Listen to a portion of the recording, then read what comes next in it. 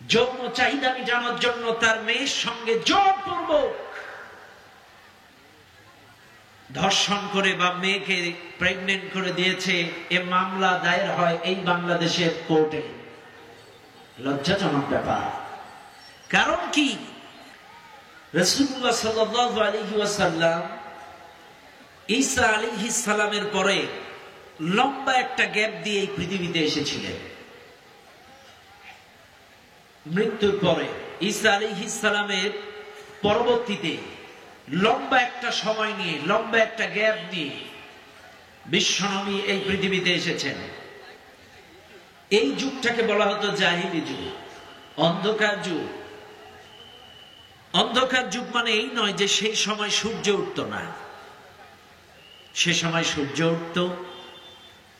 সেই সময়কার আমলে হয়তো আজকের মতো এরকম টিউব লাইট, এলইডি লাইট ছিল না, কিন্তু সেই সময়কার সিস্টেম অনুযায়ী সে সময়ও আলো জ্বলেছে, বাতি জ্বলেছে। তারপরেও কেন জাহিলি যুগ বলা হতো, অন্ধকার যুগ কেন বলা হতো? সেই যুগটাকে বর্বরতার যুগ বলা হতো। কারণ পিতা তার সন্তানকে জীবিত পুঁতে ফেলত, কন্যা শিশুদেরকে। নারীদের কোনো ইজ্জত সম্মান ছিল না। বাবার সামনে আপন মেয়েকে হায়নারা কুত্তার মতো ছিঁড়ে ছিঁড়ে খেত। ওই সময় গোত্রে গোত্রে মারামারি, গোত্রে গোত্রে রক্তক্ষয়ী সংঘর্ষ বাধত, মানুষের হক নষ্ট করত, জুলুম নির্যাতনের স্টিম রুলার চালাতো দুর্বলদের উপরে, দাস দাসীদের উপরে। ওই সময়ের যুগে। তবে হ্যাঁ, বর্তমান সময়ে আমরা যদি দেখি, ওই যুগে মেয়েদেরকে হায়নারা ছিঁড়ে ছিঁড়ে খেত, ধর্ষণ করত, যেখানে সেখানে ছিঁড়ে খেত। কিন্তু বর্তমানেও বাংলাদেশ কিন্তু খুব একটা ভালো পজিশনে আছে, এটাও কওয়া যায় না। বর্বরতার যুগ ছিল, কিন্তু আপন বাবা তার মেয়েকে ধর্ষণ করেছে বা প্রেগনেন্ট করে দিয়েছে এরকম নজির আমরা কিন্তু পাই না। কিন্তু বর্তমান বাংলাদেশে এরকম প্রমাণ আছে। তার মানে বর্তমান যুগটা যে কত নিচে নেমে গিয়েছে, এটাও অন্ধকার যুগ বলতে হবে, যতই এলইডি জ্বালানার রড লাইট জ্বালান। কারণ আপন বাবা যৌন চাহিদা মেটানোর জন্য তার মেয়ের সঙ্গে জোরপূর্বক ধর্ষণ করে বা মেয়েকে প্রেগনেন্ট করে দিয়েছে, এ মামলা দায়ের হয় এই বাংলাদেশের কোর্টে। লজ্জাজনক ব্যাপার। কারণ কি? কারণ একটি কারণ, আমরা কোরআন পেয়েছি, সুন্নাহ পেয়েছি, রাসূলুল্লাহর জীবন আদর্শ প্রত্যেকটা দিন শুনতেছি, কিন্তু তার বাস্তব শিক্ষা ব্যক্তি জীবন, সমাজ জীবন, রাষ্ট্র জীবন না থাকার কারণে এ জাহিলি যুগ। কথা বলেন ঠিক না বেঠিক? সম্মানিত উপস্থিতি, আমি যে সূরাটি আয়াত তেলাওয়াত করেছি, সূরাটির নাম সূরাতুল আহজাব, নাজিল হয়েছে মদিনায়। সূরাটি সিরিয়াল মেইনটেনের দিক থেকে 33 নম্বর সূরা, নাজিল হওয়ার দিক থেকে এই সূরাটি 90 নম্বর সূরা। আবারও বলছি, সিরিয়াল মেইনটেনের দিক থেকে কোরআনুল কারীমের 114টি সূরার মধ্যে এটি 33 নম্বরে সিরিয়ালবদ্ধ করা হয়েছে, কিন্তু নাজিলের দিক থেকে এই সূরাটি নাজিল হয়েছে 90 নম্বরে। এই সূরাটি 73টা আয়াত, রুকু সংখ্যা 9। এই সূরাটা 21 নম্বর আয়াত আমি আপনাদের সামনে তেলাওয়াত করেছি। এই সূরাটির নাম আহজাব। আহজাব কেন? আহজাব নামকরণ কেন হলো? এটি খন্দকের আগে, খন্দক যুদ্ধের আগে, অহুদ যুদ্ধের পরে, অহুদ যুদ্ধের প্রতিশোধ গ্রহণ করার জন্য, অহুদ যুদ্ধের প্রতিশোধ গ্রহণ করার জন্য মুহাম্মাদের বিরুদ্ধে, মদিনার মুসলমানদের বিরুদ্ধে, ইসলামের বিরুদ্ধে প্রতিশোধ গ্রহণ করার জন্য মক্কার কাফেরেরা সকল গোত্র মিলে একটি জোট করেছিল, মহাজোট। এই মহাজোট আহজাব সকলকে ঐক্যবদ্ধ করেছিল ইসলামের বিরুদ্ধে, মুহাম্মাদের বিরুদ্ধে, রাসূলের বিরুদ্ধে অ্যাকশন গ্রহণ করবে, প্রতিশোধ গ্রহণ করবে। এজন্য সকল দল মিলে একটি গঠন করেছিল মুহাজর। এটার নাম ছিল আহজাব। এর মানেই হলো মুহাজর। খন্দক যুদ্ধের আগে, এটার অনেক ইতিহাস, শানে নুজুল লম্বা, কিন্তু আমি লম্বা করবো না, সংক্ষেপে বলছি। খন্দক যুদ্ধে আগে হযরত সালমান ফারসি রাদিয়াল্লাহু তাআলা আনহুর পরামর্শে আল্লাহ রাসূল, এটাকে খন্দক যুদ্ধ বলা হতো। কেন বলা হতো? আল্লাহ রাসূল এই কাফেরদের আক্রমণ সরাসরি যাতে মদিনার মুসলমান এবং মদিনার মুসলমানদের জানমালে ক্ষতি না করতে পারে, ক্ষতি করতে না পারে, এজন্য হযরত সালমান ফারসির পরামর্শে আল্লাহ রাসূল এই মদিনার আগে খাল খনন করেছিল। এজন্য এই যুদ্ধের আরেকটি অন্যতম নাম হলো খন্দক যুদ্ধ। যাই হোক, এটার বেশি লম্বা করব না। এখন আসুন মূল আলোচনায় চলে যাই। আল্লাহ তাআলা বলেন,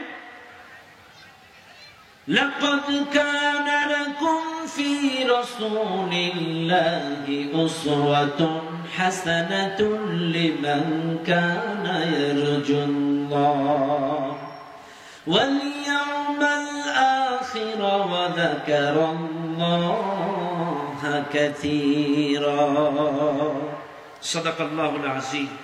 আল্লাহ বলছেন, লাকাদ কানা লাকুম, তোমাদের জন্য, ফি রয়েছে মধ্যে, রাসূলিল্লাহ, রাসূলিল্লাহর মধ্যে, ফি রাসূলিল্লাহ, রাসূলুল্লাহর মধ্যে রয়েছে উসওয়াতুন হাসানা, উত্তম আদর্শ।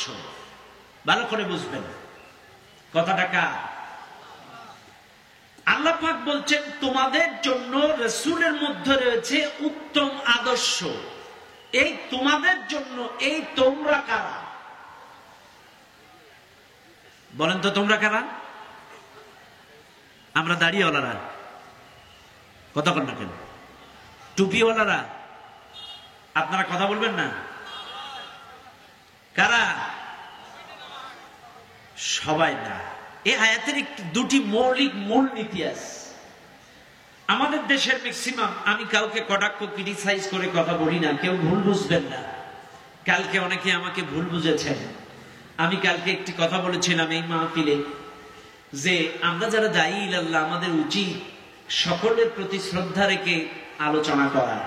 কারণ এক একজন এক এক মতাদর্শের হতে পারে, কিন্তু কাউকে ছোট করে ক্রিটিসাইজ করা, কথা বলা উচিত নয়। সম্মানের সহিত সকলের প্রতি শ্রদ্ধা রেখে আপনি আপনার মতাদর্শ, দলিল আদিল্লা পেশ করবেন, এটা দায়ী ইলাল্লাহদের হওয়া উচিত, আদবের সহিত, কাউকে ছোট করে নয়। একটি কথা বলেছিলাম, অনেকে ভুল বুঝেছে, এটা আমি নির্দিষ্ট করে কাউকে নয়, সকল দায়ী ইলাল্লাহর উদ্দেশ্য করে বলেছিলাম। কাজে মনে রাখবেন, সম্মানিত উপস্থিতি, আজকে আমাদের দেশের ম্যাক্সিমাম আলেম উলামা এই সিরাতুন নবী মাসে, তার মানে রবিউল আউয়াল মাসে সিরাত আলোচনা করে। লাকাদ কানা লাকুম ফি রাসূলিল্লাহি উসওয়াতুন হাসানাহ, তোমাদের জন্য রয়েছে রাসূলের মধ্যে উত্তম আদর্শ। এই পর্যন্ত আয়াতের অর্থ করে ওয়াজ চালিয়ে যায়, কিন্তু এই আয়াতের মৌলিক দুটো মূল নীতি আছে, এইগুলা নিয়ে কেউ কথা কয় না। আল্লাহ বলছেন ফি রাসূলিল্লাহি উসওয়াতুন হাসানাহ, রাসূলের মধ্যে তোমাদের জন্য রয়েছে উত্তম আদর্শ। এখন এই তোমরা কারা? দাড়িওয়ালা, মুসলমান, ইহুদি, খ্রিস্টান, কাফের, কারা? হাজী সাহেব, মাওলানা, হাফেজ, কারা? হ্যাঁ, মৌলিক দুটো মূলনীতি লক্ষ্য করেন। তাদের জন্য রাসূলের মধ্যে রয়েছে উত্তম আদর্শ, যাদের মৌলিক দুটো মূলনীতি ঠিক থাকবে। মৌলিক দুটি মূলনীতি যার ঠিক থাকবে, তাদের জন্যই রয়েছে রাসূলের মধ্যে উত্তম আদর্শ। সে মৌলিক মূলনীতি দুটি হলো, লিমান কানা ইয়ারজুল্লাহ ওয়াল ইয়াউমাল আখির, আল্লাহ এবং আখিরাতের প্রতি আশা থাকবে, ওয়া যাকারাল্লাহা কাসীরা, আল্লাহকে অধিক পরিমাণ স্মরণ করবে। এই দুটি মৌলিক মূলনীতি যার ঠিক থাকবে, তাদের জন্যই রাসূলের মধ্যে রয়েছে উত্তম আদর্শ। আমাদের দেশে মৌলিক মূলনীতি ঠিক নাই, অথচ দেখবেন, আপনাদের আরেকটু ক্লিয়ার করে দেই, তাহলে বুঝবেন বিষয়টা। আব্দুল্লাহ ইবনে উবাইরে আপনারা চিনেন না? চিনেন? দেখছেন আপনারা? শুনছেন? আব্দুল্লাহ ইবনে উবাই মৌলিক মূলনীতি ঠিক না থাকার কারণে, আমি যেটা বুঝাচ্ছি আয়াতের তাফসীর, আব্দুল্লাহ ইবনে উবাই রাসূলের ঠিক পেছনে পেছনে খাড়াইতো। ঠিক পেছনে খাড়াইতো, একদম রাসূলুল্লাহ সোজাসুজি দাঁড়াইতো। রাসূল যেখানে নামাজ পড়তেন ওর পেছনে দাঁড়াইতেন, রাসূলুল্লাহ সামনে ওয়াজ শুনতেন। রাসূলুল্লাহর সাথে বিভিন্ন সময় সফরে গিয়েছেন। এমনই একদিন রাসূলুল্লাহ সাল্লাল্লাহু আলাইহি সাল্লাম মদিনার মসজিদে নামাজের নিয়ত করবেন, নামাজের কাতার সোজা হয়ে গিয়েছে। সাব্বু সুফুফাকুম ফাইন্না, এইভাবে যখন রাসূল হাদিস বললেন, সবাই দাঁড়িয়ে গেল, কাতার সোজা করে নিল, ঠিক করে নিল, সবাই দাঁড়িয়ে গেল। সব যখন দাঁড়িয়ে গেল, নামাজ কেবল শুরু হবে, এমন সময় আব্দুল্লাহ ইবনে উবাই রাসূলুল্লাহর পেছন দিক থেকে দুই কাঁধে হাত দিলেন। পেছন দিক থেকে দুই কাঁধে হাত দিয়ে, আদবের সহিত দুই কাঁধে হাত দিয়ে পেছন দিক থেকে একটু, হুজুর যদি দয়া করে একটু পেছন দিকে তাকাতেন, আদবের সহিত, বেয়াদবি না। যেহেতু নবীজি নামাজে খাড়াবেন রেডি, এমন সময় দুই কাঁধে হাত দিছে পেছন দিক থেকে, হুজুর দয়া করে যদি একটু পেছন দিকে তাকান। হুজুর তাকালেন, সকল মুসল্লিরা আশ্চর্য হয়ে গেল, সাহাবারা অবাক। এখন নামাজ শুরু হবে, আব্দুল্লাহ ইবনে উবাই করে কি? আব্দুল্লাহ ইবনে উবাই ডাক দিয়ে বলতেছেন, শোনো মদিনার মসজিদের মুসল্লিরা, এই যে লোকটারে তোমরা দেখতেছো নামাজে দাঁড়াচ্ছে, এই লোকটার নাম মুহাম্মদ। ইনি নূর নবী, ইনি আখিরি নবী, ইনি শেষ নবী। ইনি মক্কা থেকে মদিনায় হিজরত করে আসার কারণে আল্লাহ মদিনাবাসীকে সম্মানিত করেছেন। সুবহানাল্লাহ বলেন। এই ঘোষণা কে দিচ্ছেন? আরে ভাই শোনেন না কথা আপনার। আব্দুল্লাহ ইবনে উবাই দিচ্ছে। কে দিচ্ছে? আব্দুল্লাহ ইবনে উবাই এই ঘোষণা দিচ্ছে যে শোনো মদিনার মসজিদের মুসল্লিরা, ফরজ নামাজ শুরু হওয়ার আগে এই লোকটারে যিনি দেখতেছো, ইনি মুহাম্মদ, শেষ নবী। ইনি মক্কা থেকে হিজরত করে আসার কারণে আল্লাহ তোমাদের মদিনাবাসীর সম্মান ইজ্জত বাড়িয়ে দিয়েছে। কাজে এই লোকটার কথা শুনবে, তাকে মানবে, তাকে অনুসরণ করবে, তোমরাও সফলকাম হয়ে যাবে। এই বক্তব্য দিল আব্দুল্লাহ ইবনে উবাই। এই বক্তব্যটা কি ভালো না খারাপ? কথা কর না কেন? ভালো না খারাপ? নিঃসন্দেহে ভালো। এত সুন্দর নসিহত, এত সুন্দর বক্তব্য যেই লোকটা রাসূল সম্পর্কে দিতে পারে, এই তো জান্নাতের হাল মাসালে আগে যাওয়ার কথা। কথা কর না কেন? কিন্তু আল্লাহ বলে দিলেন না, লোকটা জাহান্নামী। রাসূলের সাথে থাকলেন, রাসূলের সাথে নামাজ পড়লেন, রাসূলের সঙ্গে একসাথে খানা পিনা করলেন, রাসূলের সাথে সফরে গেলেন, অথচ রাসূলুল্লাহর জীবন, আদর্শ, চরিত্র কিছুই তার বাস্তব জীবনে সে গ্রহণ করতে পারে নাই। কেন পারে নাই? সে রাসূলের সাথে তাল মিলিয়ে লেভেল প্লেন করে চলতো। বাস্তবে তার মৌলিক মূলনীতি ঠিক ছিল না।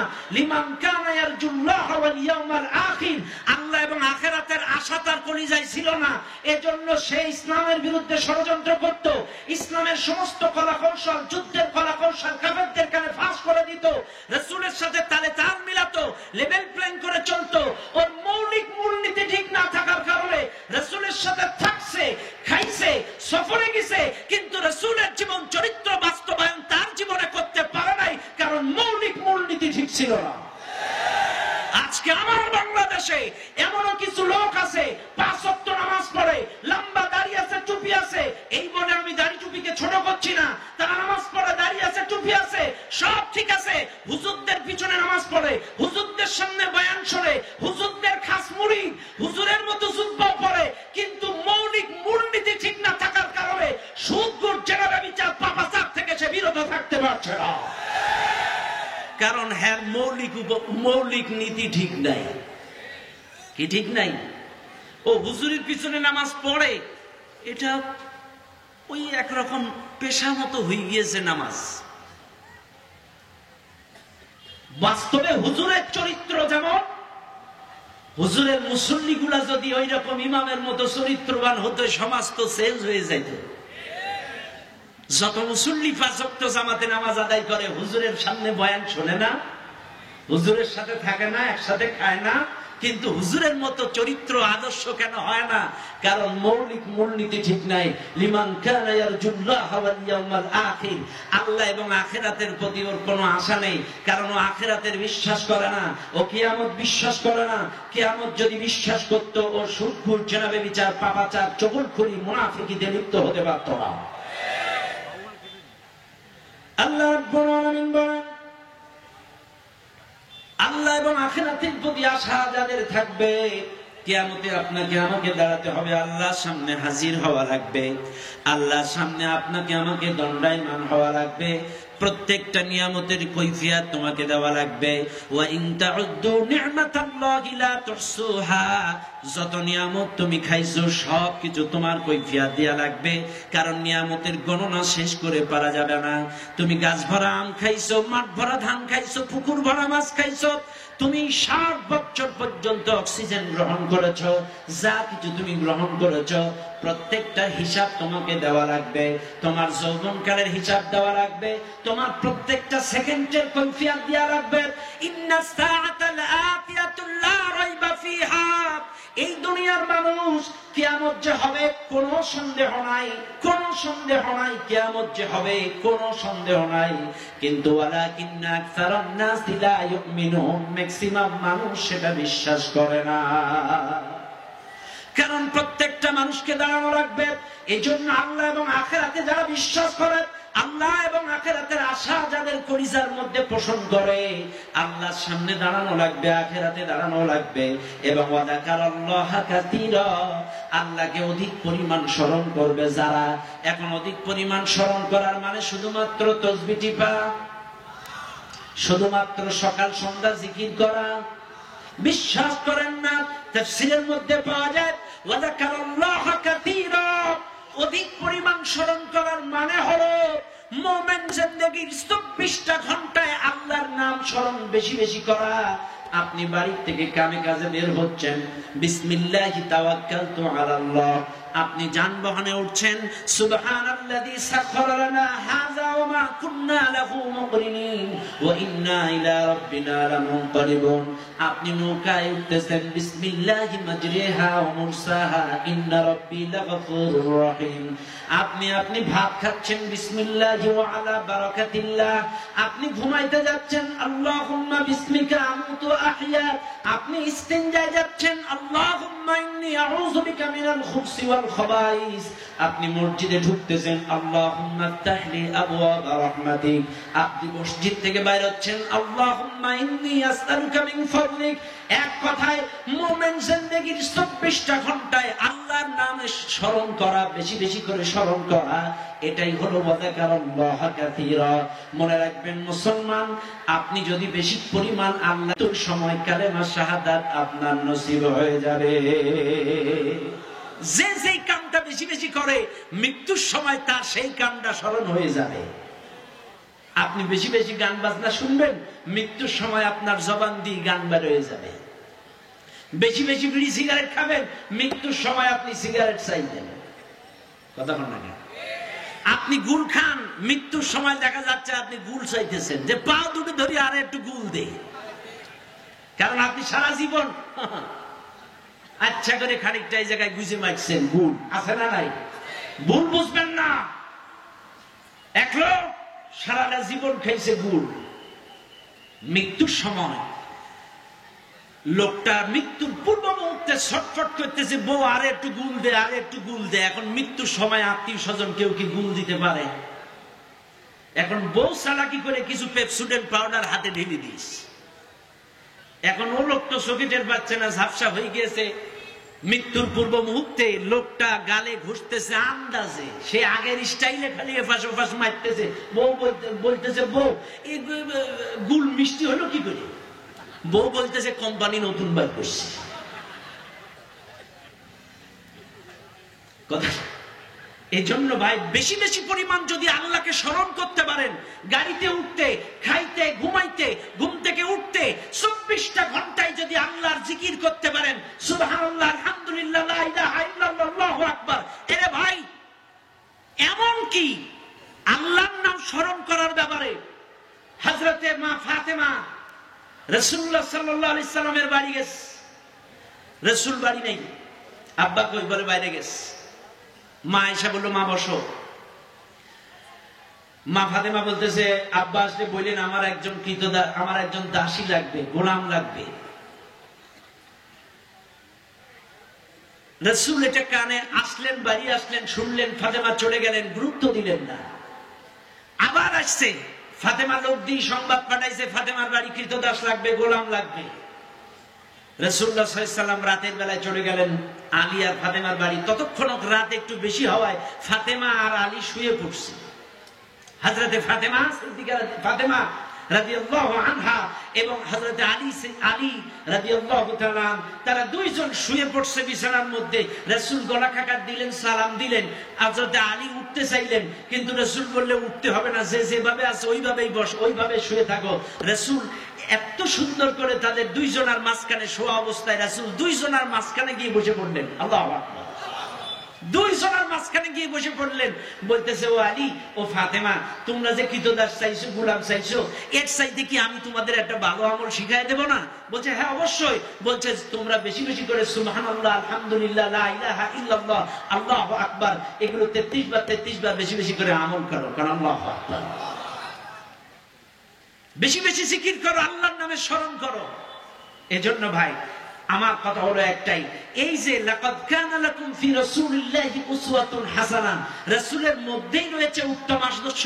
এটা শুধুমাত্র তাদের জন্য যাদের মৌলিক মূলনীতি ঠিক থাকবে। এক নাম্বার, আল্লাহ এবং আখিরাতে স্মরণ করবে, আখিরাতে বিশ্বাস রাখবে, ইয়ারজু আশা রাখবে, আল্লাহর সামনে দাঁড়াতে হবে, হিসাব দিতে হবে, কৈফিয়ত দিতে হবে, আল্লাহর দিদার হবে, এই আশা রাখবে। এবং ওয়াজাকারাল্লাহ কাসীরা, অধিক পরিমাণ আল্লাহকে স্মরণ করবে। এই দুই মৌলিক মূলনীতি যাদের ঠিক থাকবে, তারাই কেবল রাসূলুল্লাহর জীবন চরিত্র, তার আদর্শ তাদের জীবনে বাস্তবায়ন করতে পারবে। ও দুনিয়ার মানুষ, রাসূলুল্লাহ সাল্লাল্লাহু আলাইহি ওয়াসাল্লামের ইন্তেকাল হয়ে গেল। হযরতে আব্দুল্লাহ ইবনে মাসউদ রাদিয়াল্লাহু তাআলা তিনি আম্মা জান হযরতে আয়েশা সিদ্দিকার বাড়ির দিকে যাচ্ছেন, ঘরের দিকে যাচ্ছেন। শুনে নেন দুনিয়ার মানুষ, হুজুরের ইন্তেকালের কয়েকদিন পরে আব্দুল্লাহ ইবনে মাসউদ নামাজ পড়ার পরে মা আয়েশার ঘরের দিকে যাচ্ছেন। এমন সময় হযরতে ওমর রাদিয়াল্লাহু তাআলা মসজিদে উপস্থিত। হযরতে ওমর রাদিয়াল্লাহু তাআলা আব্দুল্লাহ ইবনে মাসউদকে দেখে মুচকি মুচকি হাসলেন। উপস্থিত লোকজন বললেন, আপনি ইবনে মাসউদকে দেখে হাসেন কেন? তখন হযরত ওমর রাদিয়াল্লাহু তাআলা বলেন, ইবনে মাসউদ এমন একজন মানুষ, জীবন জিজ্ঞাসায় মানব জীবনে এমন কোন প্রশ্ন নাই যেই প্রশ্নের জবাব ইবনে মাসউদ আল্লাহর কোরআন থেকে দিতে পারে না। আল্লাহু আকবার। এমন কোন প্রশ্ন নাই যেই প্রশ্নের জবাব ইবনে মাসউদ দিতে পারে না। এমন একজন জ্ঞানী, এমন একজন পণ্ডিত। রাসূলের ইন্তেকালের পর আরেকজন ব্যক্তি আব্দুর রহমান বিন ইয়াজিদ, তিনি হুযায়ফা রাদিয়াল্লাহু তাআলা আনহুর কাছে একদিন যে প্রশ্ন করলেন, হুযায়ফা, রাসূল তো দুনিয়ায় নাই, রাসূলের চলনে, রাসূলের বরণে, রাসূলের চরিত্রে, রাসূলের সাদৃশ্যপূর্ণ এমন একজন মানুষের সন্ধান আমাদের দাও। সেই মানুষটার কাছে যায়া আমরা কিছু নসিহত গ্রহণ করতে চাই, তার কাছ থেকে কিছু উপদেশ গ্রহণ করতে চাই, তার মধুর কিছু বাণী আমরা গ্রহণ করতে চাই। আব্দুর রহমান বিন ইয়াজিদ হুযায়ফা রাদিয়াল্লাহু তাআলা আনহুর কাছে যে প্রশ্ন করলেন, ভাই এমন একজন মানুষের সন্ধান আপনি দেন যেই লোকটার চলনে বলনে, চরিত্রে, আখলাকে, সব দিক থেকে আমার রাসূলের মতো সাদৃশ্যপূর্ণ হবে, এমন একজন রাসূলের সাথে সাদৃশ্যপূর্ণ হয় এমন একজন মানুষের সন্ধান দেন। সেই মানুষটার সাথে বসে আমরা কিছু নসিহত গ্রহণ করতে চাই। হযরতে হুযায়ফা রাদিয়াল্লাহু তাআলা বলেন, মা আ'রিফু আহাদান আকরাবা সামতান ওয়া দাল্লান ওয়া হাদিয়ান বিন নবী সাল্লাল্লাহু আলাইহি ওয়াসাল্লাম। হযরতে হুযায়ফা বলেন, রাসূলের চলনে বলনে, চরিত্রে রাসূলের সাথে সাদৃশ্যপূর্ণ আল্লাহর নবীর সাহাবাদের মধ্যে ইবনে মাসউদ ছাড়া আমি কাউকে জানি না। আল্লাহু আকবার। ইবনে মাসউদ এমন একজন সাহাবী, চলনে ছিল রাসূলের মতো, বলনে ছিল রাসূলের মতো, চরিত্রে ছিল রাসূলের মতো। আল্লাহু আকবার। হযরতে হুযায়ফা বলতেছেন, এই ইবনে মাসউদ ছাড়া এমন কাউকে আমি জানি না যে লোকটা রাসূলের সাথে সাদৃশ্যপূর্ণ। তো ইবনে মাসউদ রাসূলের ইন্তেকালের পরে মা আয়েশার বাড়িতে আসলেন, ডাক দিলেন, সালাম দিলেন। সালাম দিয়ে ডাক দিয়ে বলেন, আম্মা জান, আম্মুল মুমিনিন, ওগো মা আয়েশা, আমরা রাসূলের সঙ্গে অনেক দিন ছিলাম, আমরা রাসূল সম্পর্কে অনেক কিছু জানি, আবার অনেক কিছু জানি না। আপনারা রাসূলের সঙ্গে অনেক সময় কাটিয়েছেন, আপনারা এমন কিছু ইন্টারনাল ব্যাপার আছে, এমন কিছু আভ্যন্তরীণ ব্যাপার আছে আপনারা জানেন, এমন কিছু জীবন ঘনিষ্ঠ কথা আপনি সবচাইতে বেশি জানেন। আম্মা জান, রাসূল তো দুনিয়ায় নাই, আপনি হুজুরের সেই জীবন ঘনিষ্ঠ আভ্যন্তরীণ বিষয়গুলো, রাসূলের জীবন চরিত্র আমাকে কিছু বলেন, আমাকে কিছু বলেন। আমি সেইগুলাকে কিতাব আকারে লিপিবদ্ধ করে রাখতে চাই, লিপিবদ্ধ করে রাখতে চাই, যাতে করে পরবর্তী জেনারেশন সেই কিতাব থেকে রাসূলকে জানতে পারে, সেই কিতাব থেকে রাসূলকে পড়তে পারে, জানতে পারে। আপনি আমাকে রাসূল সম্পর্কে কিছু বলেন, রাসূলের জীবন চরিত্র সম্পর্কে আমাকে কিছু ধারণা দেন। হযরত আয়েশা সিদ্দিকা রাদিয়াল্লাহু আনহা তার কাছে প্রশ্ন করলেন রাসূলের জীবন চরিত্র সম্পর্কে, আর হযরত আয়েশা ডাক দিয়ে বলেন, ইবনে মাসউদ, কানা খুলুকুল কোরআন, রাসূলের চরিত্রটাই তো কোরআন, কান্নাহু কুরআনুন হাইয়ুন, রাসূল হলো জীবন্ত কোরআন। জোরে বলেন সুবহানাল্লাহ। কানা খুলুকুল কোরআন, রাসূলের চরিত্রটাই তো কোরআন। কান্নাহু কুরআনুন হাইয়ুন, রাসূল ছিলেন জীবন্ত কোরআন। কাজে তোমরা যদি রাসূলের জীবন চরিত্র খুঁজতে চাও, কোরআন পড়ো, কোরআন বুঝো। প্রত্যেকটা আয়াতে, প্রত্যেকটা পৃষ্ঠায় রাসূলের জীবন চরিত্র মিশে আছে। কথাটা কে বলতেছেন? মা আয়েশা। মা আয়েশা বললেন, রাসূলকে যদি জানতে চাও, রাসূলকে যদি বুঝতে চাও, কোরআন পড়ো, কারণ কোরআনটাই হলো রাসূলের চরিত্র, রাসূল হচ্ছে জীবন্ত কোরআন। কারণ কোরআন পড়লেই তোমরা রাসূলকে পেয়ে যাবে। কিন্তু আজকের বাংলার মানুষ এ হাদিস কিন্তু শোনে, এ রবিউল আউয়াল মাসে সবাই বলে মা আয়েশা এই কথা বলেছেন, সে যার মতো করে উপস্থাপন করে। কিন্তু কপাল পোড়া মুসলমান, আমারে ভুল বুঝেন না, কপাল পোড়া মুসলমান রাসূলকে জানতে কোরআন পড়ে না, রাসূলকে জানতে বিষাদ সিন্ধু করে, তোফাজ্জল হুজুরের ওয়াজ শোনে, সুফিয়ান কাদির হুজুরের ওয়াজ শোনে। রাসূলকে জানতে রাস্তার ধারে যেই সকল সটি বই পাওয়া যায়, বিশ্ব নবীর জীবনে কে লেখছে এইটা দেয় না, এখান থেকে কথা বল না কেন? রাসূলের জীবন চরিত্র যদি কোরআন থেকে খুঁজতেন, তাহলে যেটা তার বাস্তবে ছিল সেটাই পাইতেন। কোরআন সুন্নাহ থেকে খুঁজতে, আজকে কোরআন সুন্নাহ থেকে আমরা রাসূলের জীবন চরিত্র খুঁজি না। এজন্য বাস্তবে সত্য কথা বলতে, রাসূল যেটা করে নাই সেটাও আমরা জানি, সেটাও শিখে গেছি।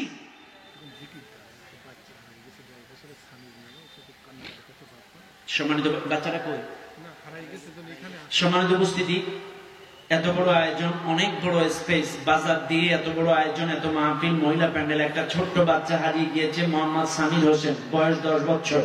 বাচ্চারা কান্নাকাটি করছে। আপনারা কেউ যদি বাচ্চাটিকে পেয়ে থাকেন, আপনারা মঞ্চে পৌঁছে দিবেন, আর তার গার্জিয়ানদেরকে মঞ্চের কাছে থাকার জন্য অনুরোধ করছি। কেউ যদি বাচ্চাটির সন্ধান জানেন, একটি বাচ্চা মোহাম্মদ সামির কান্নাকাটি করছে, মঞ্চের পাশে তাকে রেখে যাবেন ইনশাআল্লাহ। সম্মানিত ভাইরা, আমরা বিষাদ সিন্ধু সহ বিভিন্ন দুর্বল গ্রন্থ থেকে রাসূলকে জানি, কোরআন থেকে রাসূলের জীবন চরিত্র গ্রহণ করি না।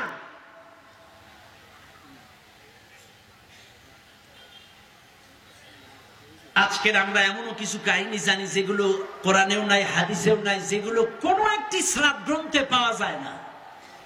আপনারা শুনছেন কি? দেখবেন অনেক আগে অনেকে ওয়াজ করত, এখনো করে কিনা জানি না, হুজুর গুহায় 3 দিন সেজদায় পড়ে আছে, পাহাড়ের গুহায় 3 দিন সেজদায়। সাহাবারা খোঁজে খোঁজে খোঁজে খোঁজে হুজুরে পায় না। হুজুর কই, হুজুর কই, যায় দেখে পাহাড়ের গুহায় 3 দিন সেজদায় পড়ে আছে, 3 রাত। আবু বকর যেই বলে, হুজুর আমার জীবনের সমস্ত নেক আমল, হুজুর কাঁদতেছে, একটাই স্লোগান, আমার উম্মতের কি হবে, আমার উম্মতের নাজাত কি হবে। এখন আবু বকর রাদিয়াল্লাহু তাআলা আনহু যেই বলতেছেন, হুজুর আপনি ওঠেন, আমার জীবনের সব নেক আমল আপনার উম্মতের জন্য দিয়ে দিলাম, আপনি ওঠেন। হুজুর উঠলেন না। হযরত ওমর রাদিয়াল্লাহু তাআলা আনহু যেই বলছে, হুজুর আমার জীবনের সব আমল দিলাম, আপনি ওঠেন, হুজুর উঠলো না। আলী রাদিয়াল্লাহু তাআলা বলছে হুজুর আমার সব আমল দিলাম, আপনি ওঠেন। হুজুর ওঠে না। ফাতেমা যে কয় হুজুর আব্বা আপনি ওঠেন, আমার জীবনে সব নেক আমল দিলাম আপনার উম্মতের জন্য, আপনি ওঠেন। হুজুর উঠলো না। এরপরে বলতেছে আব্বা আমার হাসান হুসাইনকে কুরবানি দিলাম তোমার উম্মতের জন্য, তুমি আব্বা তুমি ওঠো। রাসূল তখন মাথা উঠালেন। এই কাহিনী শুনছেন না আপনারা? শুনছেন আপনারা? এ কিন্তু একেবারে ডাহা মিথ্যা কথা। আরে ভুল বুঝছেন না, একেবারে ডাহা মিথ্যা কথা। কোন হাদিসে নাই, কোন সিরাত গ্রন্থে নাই। আপনারা শিক্ষিত মানুষ, বলেন তো রাসূল যদি 3 দিন 3 রাত সিজদায় থাকবে, ওই 3 দিন 3 রাত 3 পাঁচা 15 ওয়াক্ত নামাজ পড়লো কেডা? কথা কর না কেন? এই 3 দিন 3 রাত 3 পাঁচা 15 ওয়াক্ত নামাজ পড়লো কে? ওই সময় কি নামাজ মাফ ছিল?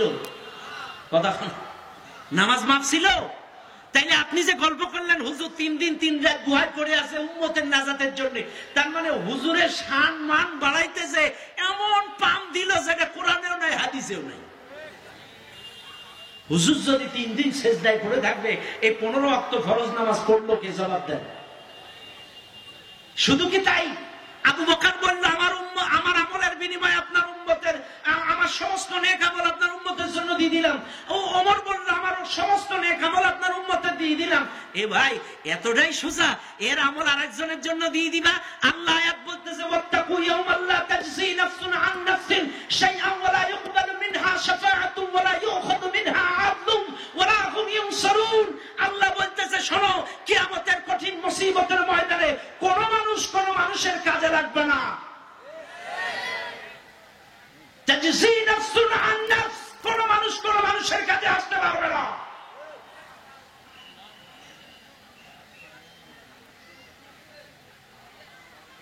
এরপরে শাফা, কোন মানুষের শাফাআত সেদিন গ্রহণ করা হবে না। ওয়ালা ইউখাযু মিনহা আদল, কোন মানুষের আমলের বিনিময়ে কেউ ছাড় পাবে না। বাবার আমলের বিনিময়ে সন্তান ছাড় পাবে না, সন্তানের আমলের বিনিময়ে বাবা ছাড় পাবে না, স্বামীর আমলে স্ত্রী ছাড় পাবে না, স্ত্রীর আমলে স্বামী ছাড় পাবে না, কারোর আমলে কেউ ছাড় পাবে না। ওয়ালা হুম ইউনসারুন, সেদিন কারো সাহায্যকারী থাকবে না। লোকটা না মাঝখানে জায়গা আছে, অথচ লোক সব ফাঁকা করবে। ভাই আপনারা একটু ফাঁকা জায়গা পূরণ করে বসেন। ভাই মামা একটা হাত পাকার ব্যবস্থা যদি করতেন এই জায়গায়, এটা হাত পাকা ফ্যান দিলে হবে না ভাই। যদি জায়গা থাকে, অপশন থাকে, একটু দয়া করে চেপে চেপে বসেন ভাই। ভাই মামা এই চেয়ারগুলো মুরব্বী দুইজন যাদের একটু মাজা হাঁটুর সমস্যা তাদের ছাড়া সব ইয়াং গুলো এখানে বসার ব্যবস্থা করে দেন, সব বসাই দেন। যাদের হাঁটু মাজার সমস্যা মুরব্বী গুলারে একটু কনসিডার করেন, আর সব কটা বসাই দেন, বসাই দেন। বা আপনারা এই টেবিলটা সরাই দেন, এই টেবিলটা সরাই দেন। যে যেদিক থেকে পারেন একটু বসার ব্যবস্থা করে দেন। বাবা আজকে শেষ আয়োজন মাহফিলের দিক থেকে, সিরাত আয়োজন, কালকে সাংস্কৃতিক অনুষ্ঠান, আপনারা যে যেমনে পারেন দেখেন, কিন্তু আজকে মাহফিলের আয়োজন এই পর্যন্ত, সিরাত মাহফিল। রাসূলের শানে কেউ বিয়াদবি করবেন না, দয়া করে সবাই বসে যান। মামা এই যে এই ডান সাইডেও বসার ব্যবস্থা করে দেন, মাদ্রাসার সামনে বসার ব্যবস্থা করে, রাস্তার সাইডেও বসার ব্যবস্থা করে দেন, সব বসার ব্যবস্থা। ভাই আপনারা সবাই চেপে চেপে আছেন, সবাই চেপে চেপে আসেন। আসার আগে আমার কাছে ফোন দেবো, আমি লোকজন রেডি হবে। গতকালকে মতো আনজান আমার সাথে জোহারি করলে হবে। সবাই বসেন, সবাই বসেন। মাইক নিচু করলে তো আমি আবার আর কথা বলতে পারবো না, মাইক্রোফোন নিচু হয়ে যাবে। বলে আপনারা তো আমার চেনেন, দেয়া লাগবে না। বা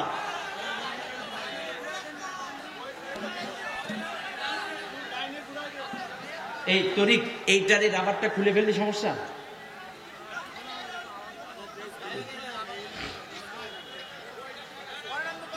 সম্মানিত উপস্থিতি, একটু কষ্ট করেন বাপ, একটু কষ্ট করেন। মিডিয়ারও দরকার আছে।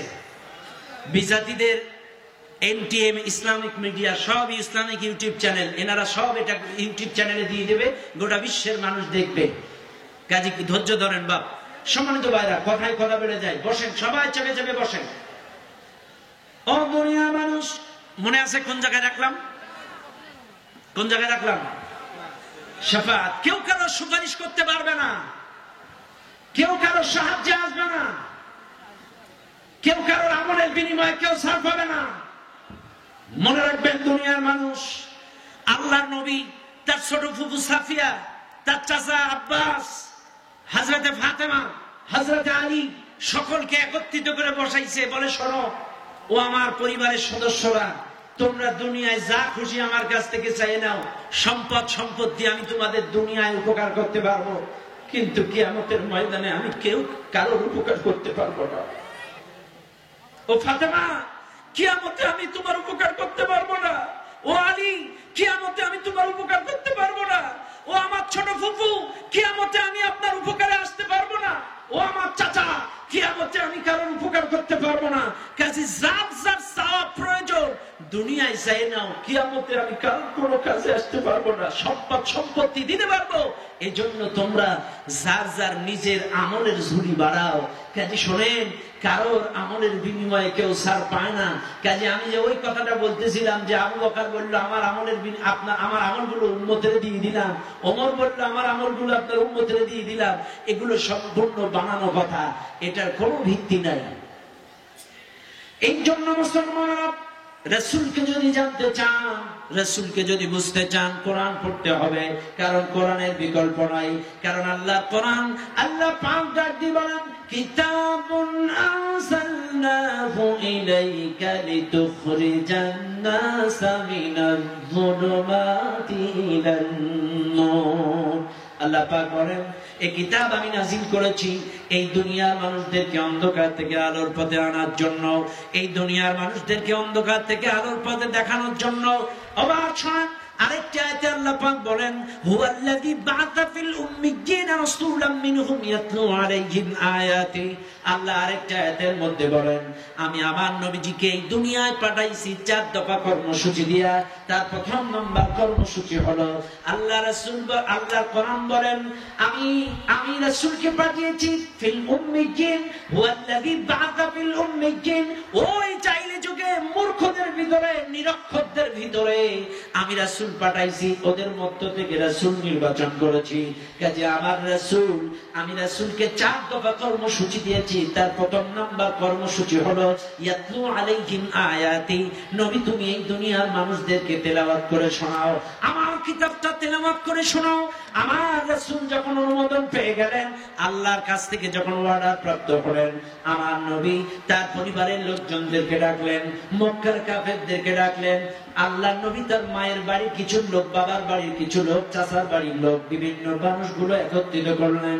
ডাক দিয়ে বললেন ও আমার চাচারা, ও আমার মায়ের বাড়ির আত্মীয়রা, ও আমার মক্কাবাসীরা, আমি যদি বলি এই পাহাড়ের কিনারায় লোক লুকায় আছে তোমাদের মারবে, তোমরা কি কথাটা বিশ্বাস করবে নাকি? তখন সবাই এক বাক্যে স্বীকারোক্তিমূলক জবানবন্দি দিয়েছিল মুহাম্মদ তুমি তো আল আমিন, তুমি তো সাদিক, তুমি তো সত্যবাদী, কারণ তুমি 40টা বছর একটা কথা, মিথ্যা কথা তুমি বলো নাই। কাজে তোমার কথা আমরা বিশ্বাস করি, তুমি মিথ্যা বলতে পারো না। ভাইরা আমার, এমন একজন মহামানব, এমন একজন মহামানবের সিরাত মাহফিল আজকে, এমন একজন নবীর জীবন আদর্শ শুনতে বসেছি। কাফের আবু লাহাব বলতেছে মুহাম্মদ তুমি তো সাদিক, তুমি তো সত্যবাদী, তুমি তো মিথ্যা কথা বলো না, 40টা বছরে তুমি একটা মিথ্যা কথা বলো নাই। এই মাহফিলে কোন লোক আছেন 40 ঘন্টা মিথ্যা কথা বলেন না? একটু হাত তুলে দেখাইতে পারবেন? 40 ঘন্টা। আল্লাহু আকবার, সুবহানাল্লাহ, আলহামদুলিল্লাহ, আলহামদুলিল্লাহ। 40 ঘন্টা মিথ্যা কথা বলেছি বলে নাই এমন লোক হয়তো হাতে গোনা 2-1 জন পাওয়া যাবে। অথচ কাফের সার্টিফিকেট দিচ্ছে মুহাম্মদ তুমি 40টা বছর কোনদিন মিথ্যা কথা করো নাই, তুমি যা বলবে আমরা বিশ্বাস করব। এবার রাসূল বলেন ইয়া আইয়ুহান নাস কুলু লা ইলাহা ইল্লাল্লাহ। ঘোষণা যখন দিলেন, মেনে নাও মক্কার মানুষেরা, হে মানুষ সকল, এ আমার গোত্রের মানুষেরা লা ইলাহা ইল্লাল্লাহ পড়ে নাও। তখন আবু লাহাব পায়ের কাছ থেকে পাথরের টুকরা তুললেন, তুলে তাক রাসূলের দিকে ছুঁড়ে মারলেন। কেউ কেউ বলেছেন রাসূলের দিকে তাক করলেন, মেরে বলতেছে তাব্বারাল্লাহু লাকা ইয়া মুহাম্মদ, ধ্বংস হোক মুহাম্মদ। আজকে এই মাহফিলের জনগণ ভালো করে শুনে নেন, ভালো করে শুনে নেন। আল্লাহর রাসূল কোরআনের দাওয়াত, দ্বীনের দাওয়াত দিতে গেল, বিনিময়ে কাফের পাথর ছুঁড়ে মারলো, আর আমরা দাওয়াত দিতে যাই।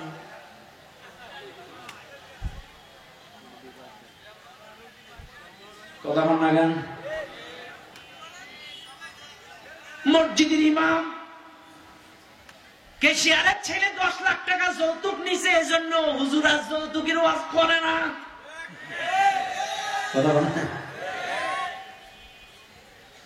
সেক্রেটারি ঘুষ খায় বলে ঘুষের ধারেও যায় না।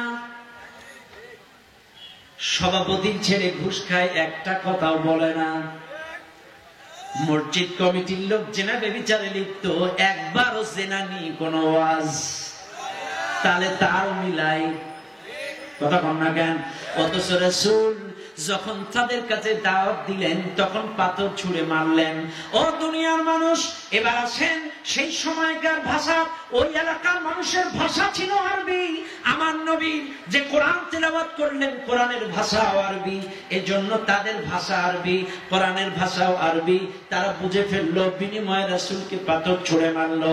কিন্তু আজকের বাংলাদেশের মানুষ আরবি ভাষা বুঝে না, এই জন্য বাংলাদেশের মুসল্লিও খুব বেশি খেবে না। কথা বল না কেন? এটা ছোট্ট উদাহরণ দিলে বুঝবে। মনে করেন এই যে আমাদের হুজুর ইসহাক আলী জিহাদি, আমার সম্মানিত শিক্ষক, হুজুর কদম তলায় গেছে, গোশের দোকান বললাম না এলাকার লোক তো, তাইলে আমার আবার গোশ কিনা বন্ধ হয়ে যাবে। নির্দিষ্ট কোনো নাম বললাম না, দোকানে গেছে যে হুজুর মানুষ থানাকাটা মসজিদের কেন্দ্রীয় মসজিদের সম্মানিত খতিব, আবার ওদিকে শিয়ালডাঙ্গা মাদ্রাসার সহস্রতার হুজুর গেছে। হুজুর 1 কেজি গোশত নেবে 550 টাকা কেজি। হুজুরের 1150 গ্রাম টান মেরে দিস, 1150 গ্রাম 1 কেজি গোশত। হুজুর খুব খুশি। কিছু দূর যায়, আধা কিলোমিটার যায়, হুজুর চিন্তা করছে 550 টাকা কেজি, 150 গ্রাম বেশি দিল। হুজুর অন্য জায়গায় ওয়াসিওর হওয়ার জন্য অন্য এক ডানি পাল্লায় ওজন দিয়ে দেখে সর্বনাশ 850 গ্রাম। কয় গ্রাম? 850 গ্রাম। মানে কত গ্রাম নেই? 300 গ্রাম নেই। টান দিছিল কত? মোট 300 গ্রাম নাই। এখন হুজুর তো সাদা মাটা মানুষ, এখন তো হুজুরদের এমনিতেই দোষ। হুজুর তো আর ডাইরেক্ট 100 নিতে পারছে না, আবার ওদের হাতে থাকে কুপা। হুজুর হুজুর কায়দায়, ইসলামিক কায়দায় গোশের দোকানের পাশে একটা চেয়ার নিয়ে বসে গেছে। ওয়াকিমুল ওয়াজনা বিল কিসতি ওয়ালা তুকসিরুল মিজান, ওয়াকিমুল ওয়াজনা বিল কিসতি ওয়ালা তুকসিরুল মিজান, ওয়াকিমুল ওয়াজনা বিল কিসতি ওয়ালা তুকসিরুল মিজান। একটানা যতক্ষণ গোশ বিক্রি হতে বাকি ছিল একটানা আয়াত তেলাওয়াত করছে হাত দিয়ে।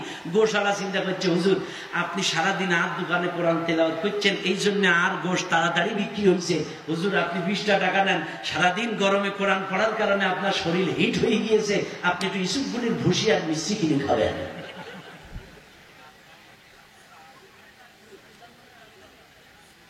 হুজুর আজকে যেহেতু গোশ শেষ, পরের দিন সকালে হুজুর এসে আবার একই জায়গায় চেয়ার নিয়ে বসছে।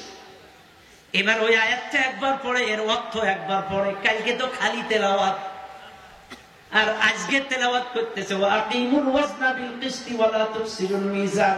ওজনে কম দিও না, মানুষকে ঠকায়ও না, ওজনে কম দিও না, মানুষকে ঠকায়ও না।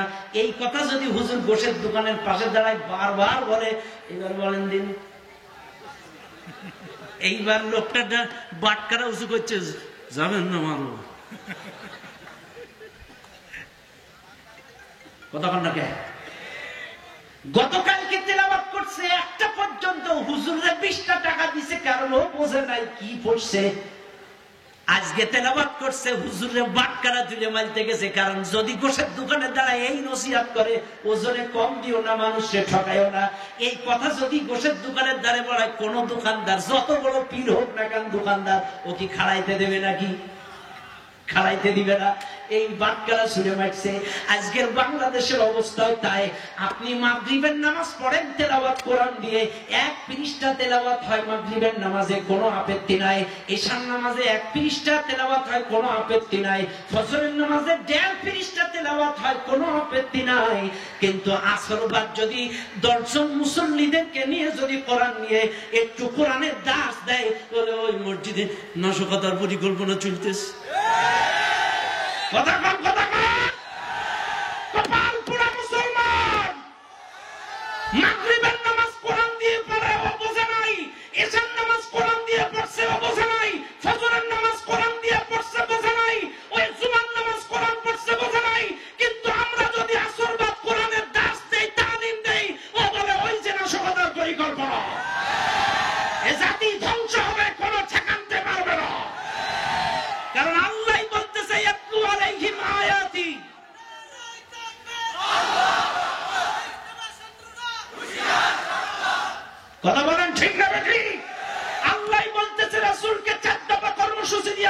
বলছি, এ ভাই রাসূলের দাড়ি রাখবেন, রাসূলের জুব্বা পরবেন, রাসূলের টুপি পরবেন, রাসূলের মেসাক মানবেন, রাসূলের পাগড়ি মানবেন, অথচ আল্লাহ যে রাসূলকে দায়িত্বটা দিলেন কোরআন তেলাওয়াত করে শোনাও, এটা আপনি শোনাবেনও না, শুনবেনও না।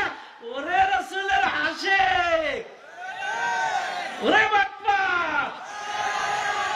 কথা কান্না কিল্লাই, তোমার দাড়ি আছে, টুপি আছে রাসূলের মতো, পাগড়ি আছে রাসূলের মতো, জুব্বা আছে রাসূলের মতো, অথচ রাসূল যে কর্মসূচি নিয়ে আসছে কোরআন তেলাওয়াত করে শোনাও, হয়তো তুমি শুনবে না হলে শোনাবে, অথচ তুমি আর আশিকে রাসূল। কষ্ট পাইতেছেন আপনারা? কথা কন্যা কষ্ট পাইতেছেন আপনারা? আমার কথায় কষ্ট নিয়েন না। আর আমি একটু বলি, যেহেতু এলাকার মানুষ, রাগ করার কোনো কায়দা নেই। কথা ঠিক আছে? আরে ভাই, আজকে উঠার কায়দা নেই তো, এখনো পেছনে বক্তা, মাঝখানে থাকলে লাভ। মনে করেন শীতকালে একটা কম্বলের মাঝখানে যদি 3 জন শোয়, বলেন তো মাঝখানের লোকের লাভ না লস? আসতে কর না। আই মাঝখানে পড়ছি, আজকে যাওয়ার কায়দা নেই, এদিকে টানু টানুক, ওদিকে টানু টানুক, আই তো মাঝখানে। এখনো তাবারক, আহা, আব্দুর রহিম মাদানী ভাইয়ের চেহারা তো মালটা মতো, আলহামদুলিল্লাহ। যেই চেহারা, যেই ঠোঁট, আমি চিন্তা করি আল্লাহ কি অন্যরকম করতে গিয়ে এই গায়দায় হয়ে গেল কিনা। সুবহানাল্লাহ।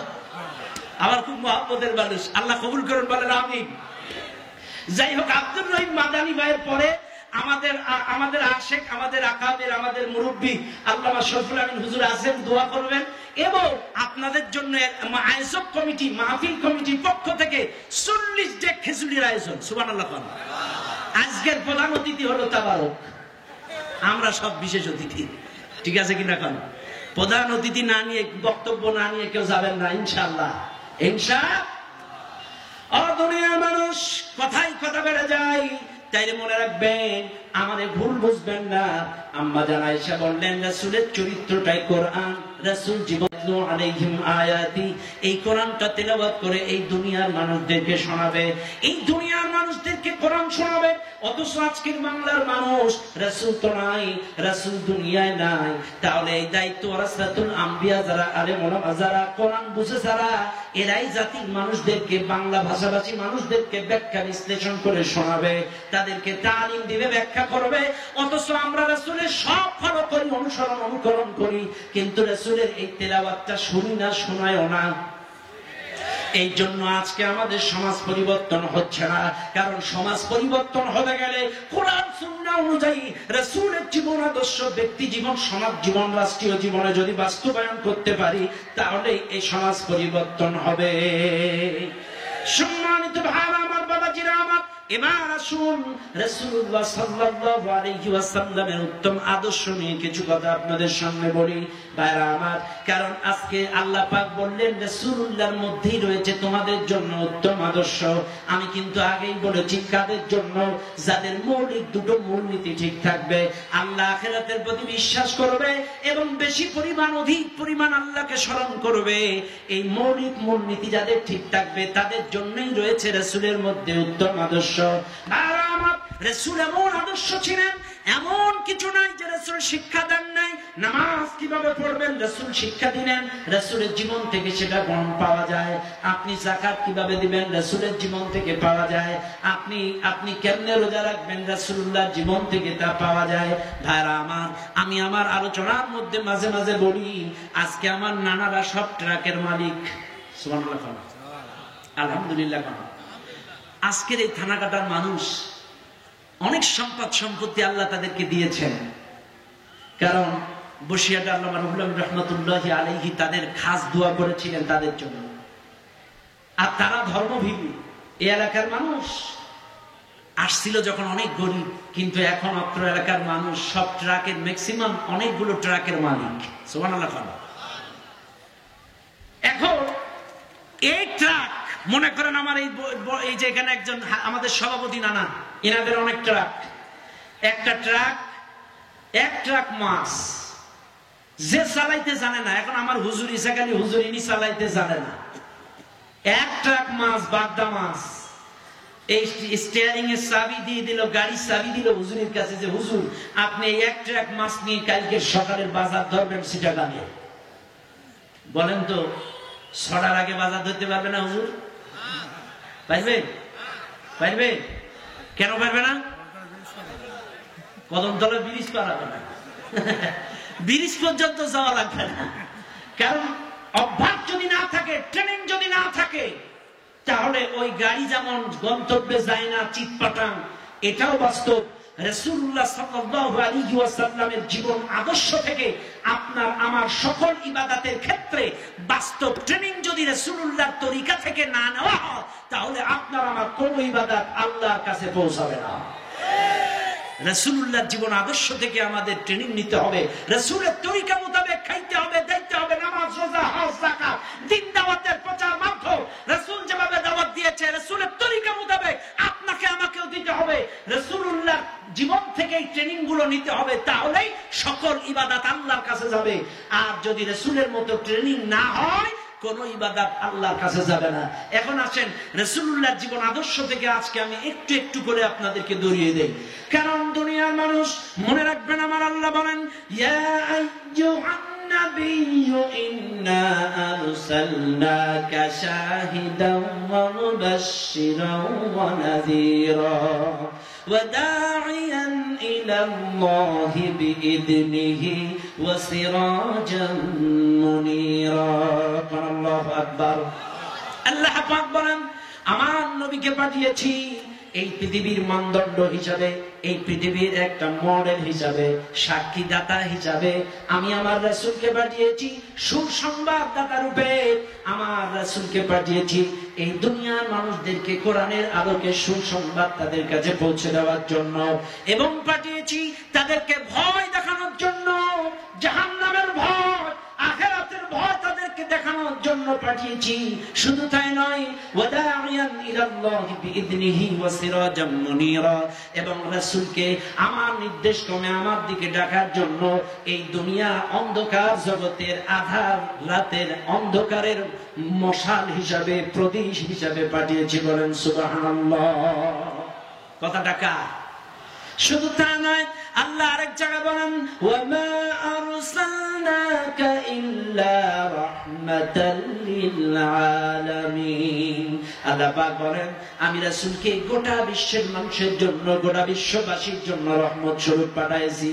ও দুনিয়ার মানুষ, ভালো করে লক্ষ্য করবেন, এই দুনিয়ায় যা কিছু দু চোখে দেখা যায় সবকিছুই কিন্তু আল্লাহর রহমতে। এই জমিন সৃষ্টি হয়েছে আল্লাহর রহমতে, আসমান বিনা খুঁটিতে দাঁড়িয়ে আছে আল্লাহর রহমতে, আমার ভাইরা গাছপালা গুলো আল্লাহর রহমতে, চন্দ্র সূর্য দাঁড়িয়ে আছে ডিউটি পালন করছে আল্লাহর রহমতে। আপনি যে অক্সিজেন গুলো খান, অক্সিজেন গুলো আল্লাহর রহমত, অনুগ্রহ, দয়া। কারণ মনে রাখবেন, এক ঘন্টা অক্সিজেনের মূল্য 200 টাকা। এইবার কোন হসপিটালে যদি আপনার আত্মীয় স্বজন ভর্তি থাকে, 24টা ঘন্টা যদি অক্সিজেন নেয়, অক্সিজেনের মূল্য হয় 4800 টাকা। আর যদি হসপিটালটা একটু ভালো মানের হয়, তাইলে অক্সিজেনের বিলও আরো বেড়ে যায়।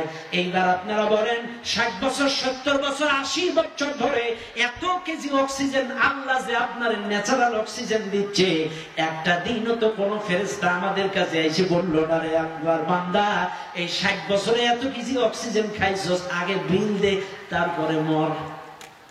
কইছে নাকি? কয় নাই। তাইলে এটাও কিন্তু আল্লাহর রহমত, আল্লাহর রহমত, অনুগ্রহ। কিন্তু শুনে নেন, জেনে নেন, কোন রহমতের ব্যাপারে আল্লাহ চূড়ান্ত ঘোষণা দেন নাই, কোন রহমতকে আল্লাহ চূড়ান্ত বলেন নাই, কিন্তু আমার রাসূলকে আল্লাহ চূড়ান্ত ঘোষণা দিয়ে দিলেন। চূড়ান্ত ঘোষণা দেওয়ার কারণ হলো, শুনে নাও দুনিয়ার মানুষ, আমার রাসূল তোমাদের জন্য চূড়ান্ত রহমত। কাজে রাসূল ছিল নারীদের জন্য রহমত, রাসূল ছিল কন্যা শিশুদের জন্য রহমত, রাসূল ছিল দাস দাসীদের জন্য রহমত, রাসূল ছিল বড় লোকদের জন্য রহমত, রাসূল ছিল গরিবদের জন্য রহমত, রাসূল ছিল প্রতিবেশীদের জন্য রহমত, রাসূল ছিল জিনদের জন্য রহমত, রাসূল ছিল পশু পাখিদের জন্য রহমত, রাসূল গোটা বিশ্বের মানুষের জন্য, গোটা বিশ্বের জন্য রহমত। কাজে মনে রাখবেন মুসলমানেরা, রাসূলুল্লাহর সেই জীবন আদর্শ আজকে আমি আপনাদের সামনে একটু একটু করে তুলে ধরতে চাই। আমি একটু একটু করে স্টেপ বাই স্টেপ আপনাদেরকে শোনাতে চাই আল্লাহর নবীর আদর্শ কেমন ছিল। রাসূল এই দুনিয়ার প্রতিবন্ধী যারা, অবহেলিত যারা, পাও নাই যাদের, হাত নাই যাদের, খোড়া যারা, ন্যাংরা যারা, চোখ নাই কানা যারা, কানে শোনে না, শ্রবণ প্রতিবন্ধী যারা, এই প্রতিবন্ধী যারা, এদের সঙ্গে রাসূলের আচরণটা কেমন ছিল, রাসূলের আদর্শটা কেমন, একটু ফলো করেন দুনিয়ার মানুষ। আল্লাহর নবী কেমন আচরণ করেছেন। এই দুনিয়ায় কোন মানুষের যদি একটা পাও না থাকে, আমরা তাকে খোড়া বলে ডাক দেই, খোড়া বলে গালি দেই, ওকে কটক্ষ করি।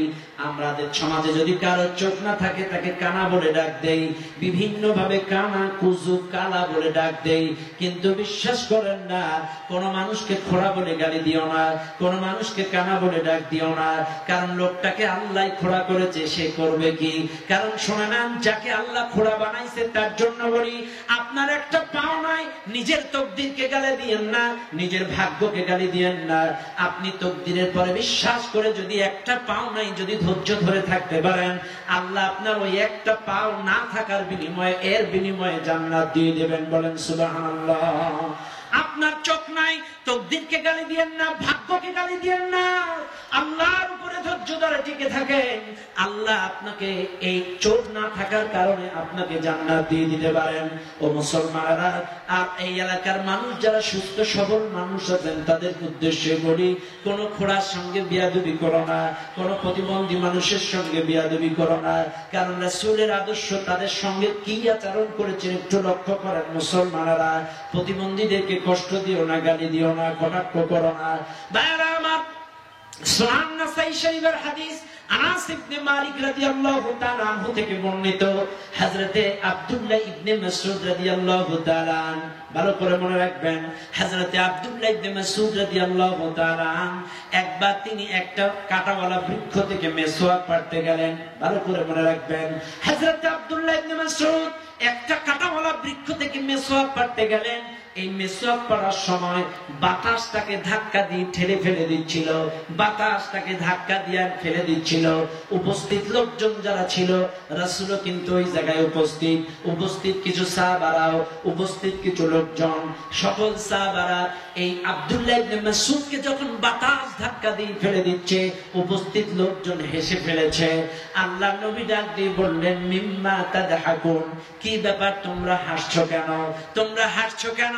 এবার তারা ডাক দিয়ে বলেন, ইয়া রাসূলুল্লাহ, আব্দুল্লাহ ইবনে মাসউদের জান দুটো এত চিকন, জান দুটো এত চিকন, অর্থাৎ আব্দুল্লাহ ইবনে মাসউদের হাঁটুর থেকে পায়ের গোড়ালি পর্যন্ত দেহ সারা সাইজে একটু চিকন ছিল, চিকন। ভালো করে মনে রাখবেন, আব্দুল্লাহ ইবনে মাসউদ রাদিয়াল্লাহু তাআলা আনহুর পায়ের হাঁটুর থেকে গোড়ালি পর্যন্ত সাইজে একটু চিকন ছিল, একটু বেশি মাত্রায় দেহ সারা পাও দুটো চিকন থাকার কারণে মেসওয়াক পড়ার সময় বাতাসে তাকে ধাক্কা দিয়ে ফেলে দিচ্ছে। এই দৃশ্য দেখে হেসে ফেলেছি। উপস্থিত লোকজন বলে, ইয়া রাসূলুল্লাহ, বাতাস ইবনে মাসউদকে ধাক্কা দিয়ে ফেলে দিচ্ছে, এই কারণে আমরা হেসে ফেলেছি। হুজুর বলছে, তোমরা হেসো না, ওয়াল্লাযী নাফসি বিয়াদিহি লাহুমা আফকালু ফিল মিজানি মিন উহুদ, ওই সত্তার কসম, যেই সত্তার হাতে আমার প্রাণ, মিজানের পাল্লায় এই ইবনে মাসউদের পা দুটো উহুদ পাহাড়ের চাইতেও ভারী হবে। আল্লাহু আকবার। ইবনে মাসউদের পা দুটো চিকন দেখে হাসো না, লাহুমা আফকালু ফিল মিজানি মিন উহুদ, মাসউদের জান দুটো কিয়ামতের ময়দানে উহুদ পাহাড়ের চাইতেও ভারী হবে। কাজে মনে রাখবেন, এই দুনিয়ার মানুষ, কে কালো কে ধরা এটা শ্রেষ্ঠত্বের মানদণ্ড নয়। কার সাইজ 6 ফুট 7 ফুট আর কে মাত্র 5 ফুট, এটা শ্রেষ্ঠত্বের মানদণ্ড নয়। কে গায়ে চিকন কে গায়ে মোটা, এটা শ্রেষ্ঠত্বের মানদণ্ড নয়। শ্রেষ্ঠত্বের মানদণ্ড হলো নেক আমল। শ্রেষ্ঠত্বের মানদণ্ড কি? নেক আমল। কে খোড়া কে কানা কে কুজু, কে কালো কে ধলা, কে ফর্সা কে লম্বা কে খাটো, এটা আল্লাহ কিয়ামতে দেখবে না। আল্লাহ দেখবে আপনার আমল। আমল আমল আমল যদি ভালো হয়, আপনি শ্রেষ্ঠ মানুষ, সর্বশ্রেষ্ঠ সৃষ্টি। আল্লাহু আকবার। আর আমল যদি খারাপ হয়, আপনি সর্বনিকৃষ্ট মানুষ। ততক্ষণ ঠিক না বেঠিক? এই জন্য ভাইরা আমার, আল্লাহ রাসূল শিক্ষা দিলেন, প্রতিবন্ধীদেরকে দেখে হেসো না, প্রতিবন্ধীদেরকে দেখে কটাক্ষ করো না, ব্যঙ্গ করো না। আল্লাহ রাসূল আর এক হাদিসের মধ্যে বলেন, ও দুনিয়ার মানুষ, তোমরা শুনে নাও, জেনে নাও, প্রতিবন্ধীরা হলো এই এলাকার রহমত, প্রতিবন্ধীরা হলো এলাকার রহমতের দরজা। আল্লাহর নবীর হাদিস, হাল তুনসারুনা ওয়া তুরযাকুনা ইল্লা বিদুআফাইকুম। রাসূল ডাক দিয়ে বলেন, তোমাদের মধ্যে দুর্বল যারা, প্রতিবন্ধী যারা, দুর্বল যারা, এদের কারণে তোমাদেরকে সাহায্য করা হয়, রিজিক দেওয়া হয়, এদের কারণে তোমাদের এলাকায় সাহায্য আসে। এই সকল প্রতিবন্ধী, অসহায়, দুর্বল মানুষদের কারণে তোমাদের এলাকায় রহমত করা হয়। কাজে মনে রাখবেন, আজকে থানাঘাটা বানান খোড়া ব্যবসা, কোন এলাকায় যদি খোড়া কানা কুজো থাকে, এদেরকে হেও কটাক্ষ করবেন না, এদেরকে অসম্মান করবেন না। ওদের কারণে ওই এলাকায় রহমত আসে। ওই সকল প্রতিবন্ধী, দুর্বল মানুষেরাই হলো এলাকার রহমতের দরজা। কাজে শোনা নেন, আপনারা গরিব, দুঃখী, অসহায় মসজিদ মাদ্রাসায় বেশি বেশি দিবেন। তবে বেশি করে অনুরোধ করব আমি, বিশেষ করে প্রতিবন্ধী মানুষ দেখলে, হাত নাও, পা নাই, চোখ নাই, কান নাই, এরকম প্রতিবন্ধী মানুষ দেখলে দয়া করে 2 টাকা বেশি দিবে, কারণ ওটাই হলো রহমতের দরজা, ওরা রহমতের দরজা। এজন্য প্রতিবন্ধীদেরকে বেশি বেশি সহযোগিতা করবেন ইনশাআল্লাহ। আর দুনিয়ার মানুষ, এবার আছেন রাসূলুল্লাহ সাল্লাল্লাহু আলাইহি ওয়াসাল্লামের আদর্শ আরো কেমন ছিল একটু লক্ষ্য করেন। তাই প্রতিবন্ধীদের সঙ্গে নবীজির কেমন আচরণ ছিল আমি আপনাদেরকে বললাম। এইবার আছেন রাসূলুল্লাহ সাল্লাল্লাহু আলাইহি ওয়াসাল্লাম মেহমানদের সঙ্গে কেমন আচরণ করেছেন, মেজবানদের সঙ্গে কেমন আচরণ করেছেন। রাসূল কেমন আদর্শ ছিল মেহমান হিসাবে, রাসূল মেজবান হিসাবে কেমন আদর্শ মডেল ছিল। শুনে নেন আজকের মাহফিলের জনগণ, রাসূল কেমন আদর্শ, কেমন মডেল ছিলেন। আমার নবী, আল্লাহ রাসূলের বাড়ি যদি কেউ মেহমান আসতো, রাসূল অসন্তুষ্ট হতেন না। আল্লাহ নবী সন্তুষ্ট হয়ে যেতেন, শুকরিয়া আদায় করতেন। মেহমান দেখলে আহলান সাহলান মারহাবান বলে তাকে গ্রহণ করতেন, তার বাড়িতে বসতে দিতেন, যা থাকতো তাই দিয়ে মেহমানদারি করাতেন। আল্লাহর নবী কখনো কখনো মেহমান হয়েছেন, আবার বিনা দাওয়াতেও খাইছেন। দাওয়াতেও কারোর বাড়ি গেছেন, বিনা দাওয়াতেও রাসূল দাওয়াত খাইতে গেছেন। ভাইরা আমার, বাবাজিরা আমার, আজকে এই এলাকায় মাহফিল আসলে এলাকার মানুষের মাথায় হাত, বুঝেন নাই? এই যে আমাদের একটা জামাই আছে, মনি জামাই, বিশিষ্ট মৎস্য ব্যবসায়ী, এই যে কাঠিয়ায় বাড়ি, মনিরুল ইসলাম। আমার শালা এই মাহফিলে সর্বপ্রথম একটা পোস্ট করছিল ফেসবুকে। এখন মনি জামাই পোস্টে লিখে দিয়েছে কমেন্টসে যে 10 কেজি গোশ কিনে বাড়ি পাঠাই দিও। বুঝেন? কারণ মেহমান যেগুলো আসবে এগুলো কে দিবে? এদের কমিটি খাওয়াবে না। ভাই, এত এলাকায় এমন কোন বাড়ি নাই 100 জন করে লোক নাই। প্রত্যেক বাড়ি, এটা একটা কথার কথা, বিশেষ করে যে বড় বড় পার্টির বাড়ি বেশি লোক, যেমন এই শাড়িতে দেখছেন বড় বড় পার্টি। কালকেই তো আমাদের অতিথির সাথে প্রায় 100 জন খাইছে নানার বাড়ি, অতিথিদের সঙ্গে একসঙ্গে। আর আত্মীয় স্বজন তো বাদই দিলাম। বড় বড় পার্টি যাদের, তাদের বাড়ি তো আনলিমিটেড, আর প্রত্যেকটা বাড়ি 10 জন 20 জন করে মেহমান আসে। এই জন্য ঈদের সময়ও এত খরচ করে নাই। মাহফিল আসলে অত্র এলাকায় যত আত্মীয় স্বজন আসে, এতে কি আপনারা খুশি মনে খাওয়ান তো? ইনশাআল্লাহ। শোনেন, মেহমান খাওয়াবেন, বরকত হবে, আল্লাহর রাসূল খুশি হয়ে যেতেন। তবে যারা মেহমান, তাদের উদ্দেশ্যেও একটু মাসলা শোনা উচিত। রাসূল বলছেন, পাশের জেলার, পাশের শহরের কোন মেহমান যদি তোমার বাড়ি আসে, একদিন মেহমানদারি করা তোমার জন্য ওয়াজিব।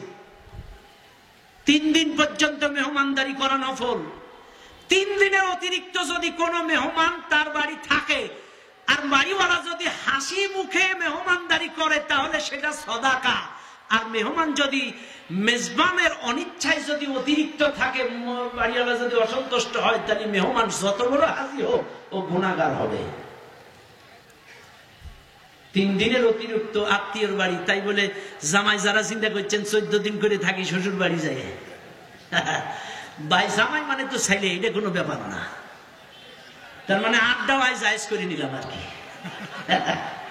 ভাই আমার, মনে রাখবেন। তবে হ্যাঁ, রাসূলের হাদিস 3 দিনের বেশি থাকা ঠিক নয়, বাড়িওয়ালা অসন্তুষ্ট হয়।